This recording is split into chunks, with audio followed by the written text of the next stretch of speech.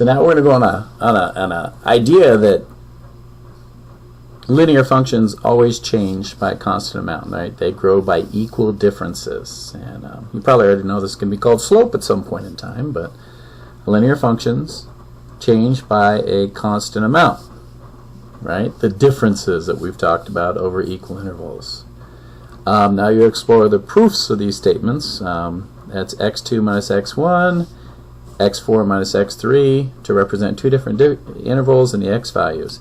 It is always important to know that linear functions can be written in the form f of x equals mx plus b, going to be a very important form where m and b are constants. Right?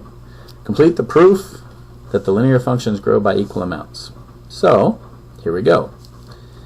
F is a linear function in the form f of x equals mx plus b. Right? Prove that the output for 2 is the same as the output minus the output for 1, right? Is the same as the output for 4 minus the output for 3. That's what we're going to do. All right. So, the slope of the output, the m x2 minus x1 equals m x4 minus x3, all right? M of x2 minus, if we distribute m, right, m of x1, m of x4 minus, if we distribute m of x3, right?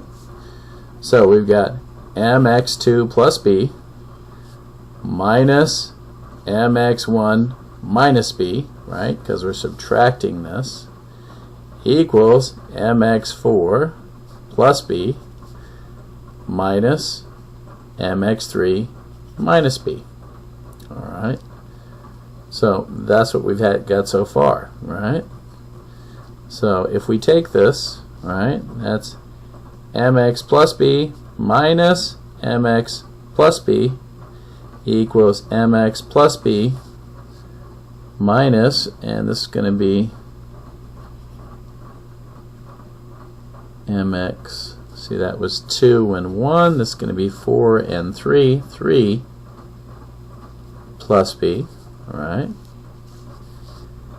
F of x sub 2 minus the function of x sub 1 equals the function of x sub 4 minus the function of x sub 3. Alright. So if we go through, that was a multiplication property of equality. This next one we distributed. Distributive property. Right? The next one, well, that's the zero property is what it is. It's a little weird. We added nothing to each side, so we're going to say the zero property.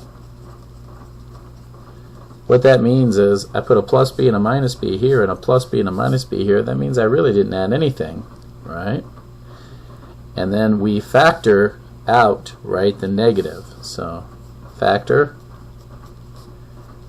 out with distributive property. That's distributive property of factor.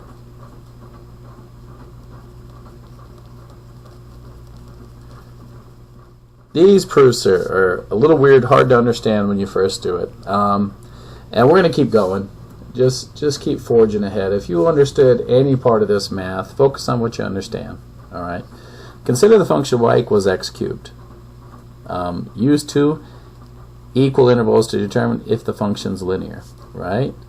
So we would say f of 2 minus f of 1. So let's do that. F of 2 is, right,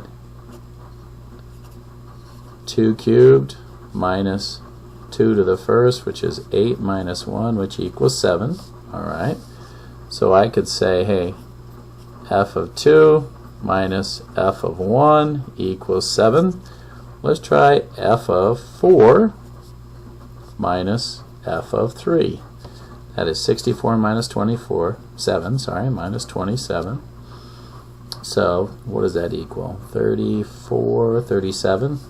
Then I could say f of 4 minus the output of 3 equals 37. 7 does not equal 37, so no constant change. Right? So it can't be linear. In the given of proof, it states that f is a linear function in the form of f of x equals mx plus b. What is the name of the form for this linear function? Well, in case you don't remember, should have got this in pre-algebra, it is called Slope-Intercept Form, and we're going to be talking about y very soon. All right, let's do one more page here. You know what? Let's not. Let's stop here on page 3. Be back.